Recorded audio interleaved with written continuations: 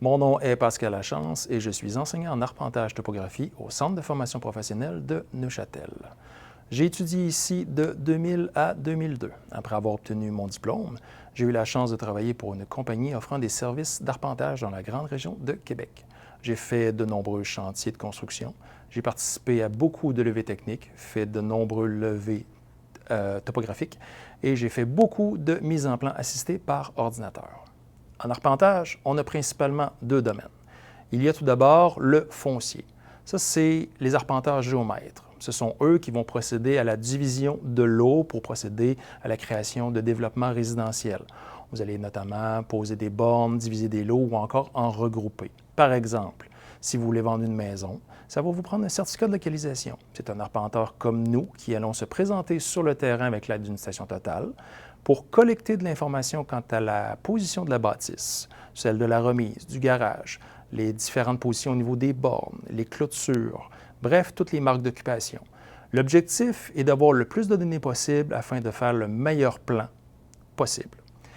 Une autre chose que vous pourriez être amené à faire aussi, c'est de faire des certificats de piquetage ou encore de poser des bornes directement sur le terrain. L'autre grand domaine de l'arpentage, c'est celui de la construction. Là, on parle ici de construction de ponts, construction de barrages, construction de bâtiments, pose de canalisation souterraine. En gros, vous allez travailler en équipe avec les autres corps de métier pour être capable de positionner les éléments sur le terrain. Par exemple, dans le cas de la construction d'un bâtiment, c'est un arpenteur comme nous qui va déterminer l'élévation à laquelle on va devoir excaver pour ensuite de ça faire les fondations du bâtiment. Une fois que les fondations vont avoir été érigées, c'est encore nous autres qui vont placer les axes sur le bâtiment pour être capable de donner la chance aux autres corps de métier de procéder à la construction de la structure. Vous pouvez être également amené à positionner des canalisations souterraines, que ce soit pour le réseau pluvial ou encore le réseau d'égouts. Que ce soit dans le domaine foncier ou encore dans le domaine de la construction, un arpenteur peut être amené à travailler à différentes températures. De moins 30 à plus 30, par beau soleil comme par grosse pluie, un arpenteur peut être amené à travailler à l'extérieur. Par contre, il faut bien comprendre qu'en arpentage, la technologie prend de plus en plus de place et devient de plus en plus importante. Donc, on voit une certaine modification au niveau du rôle de l'arpenteur. Il y a beaucoup plus de traitements qui vont se faire dans les années à venir au niveau de l'informatique et donc avec l'ordinateur. Actuellement, on parle d'un taux de placement supérieur à 90 %.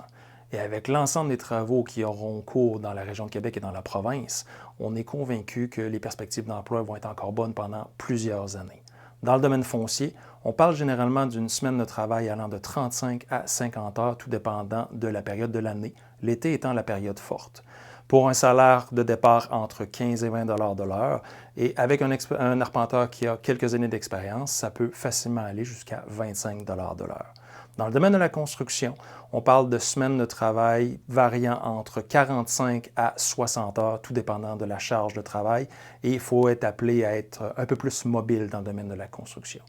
Normalement, un arpenteur étant régi par la Commission de la construction du Québec gagnera en commençant 35 $ de l'heure et après avoir fait 4000 heures de travail, gagnera environ 41 $ de l'heure. Ça peut être très, très, très intéressant. Par contre, il faut faire attention. Ce n'est vraiment pas tout le monde qui peut être arpenteur sur un chantier de construction. Ça prend vraiment une bonne prédisposition et une bonne force de caractère. C'est une formation de 2 ans, 1800 heures, axée sur le côté pratico-pratique du métier, comprenant 2 stages en entreprise, ce qui est un des points forts du programme. En première année, on va vous apprendre des bases. Vous allez apprendre notamment des mathématiques. Je vous rassure tout de suite, pas de mathématiques quantiques, mais bien des mathématiques appliquées à l'arpentage, donc de la trigonométrie. Suite à ça, on va rapidement vous donner accès à des appareils comme des stations totales conventionnelles. Vous allez également apprendre à maîtriser le GPS, le niveau. Un des gros points forts de la première année, c'est la maîtrise du logiciel de dessin assisté par ordinateur AutoCAD. À la fin de votre première année, vous allez avoir un stage de 3 semaines en entreprise. Sous la supervision d'un arpenteur, vous allez vivre une première immersion dans le métier, voir les contraintes ainsi que les responsabilités. Ça, c'est la première année.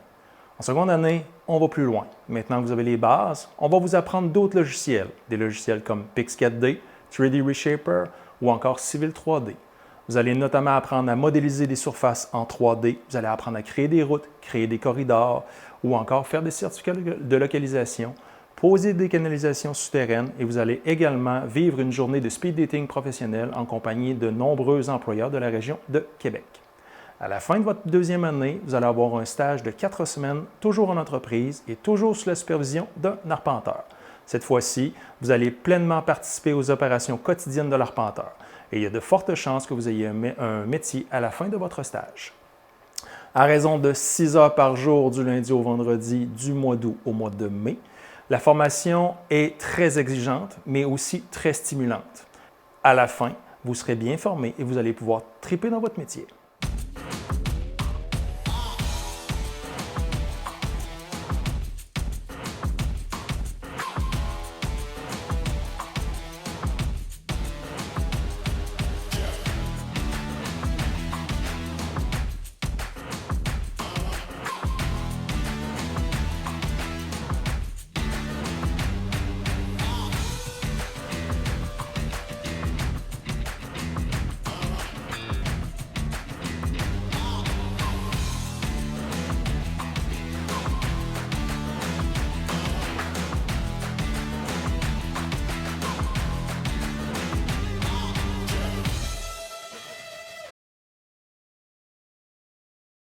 Bonjour, je me présente, Isabelle Chabot, je suis conseillère d'orientation au CFP Neuchâtel. Je m'occupe d'admission de certains programmes. Donc, les conditions d'admission pour être admis à ce programme, on parle soit d'avoir obtenu le diplôme d'études secondaires ou avoir 16 ans au 30 septembre de l'année en cours et avoir réussi les unités de 4e secondaire en français, mathématiques et anglais. Ou il y a possibilité également d'avoir été chercher certains préalables à l'éducation des adultes. Donc, si c'est votre cas, n'hésitez pas, vous pouvez me contacter, voir si vous êtes admissible à la formation. Pour faire une demande d'admission, vous devez vous rendre sur le site www.admissionfp. Donc, vous allez faire votre demande d'admission en ligne. Vous allez devoir imprimer par la suite vos documents, les signer et nous les retourner par la poste. Nous allons vous envoyer par la suite une réponse également là, par la poste. Donc, si jamais vous avez des questions, n'hésitez pas, vous pouvez me contacter. Mon adresse courriel, chabot.isabelle@cscapital.qc.ca.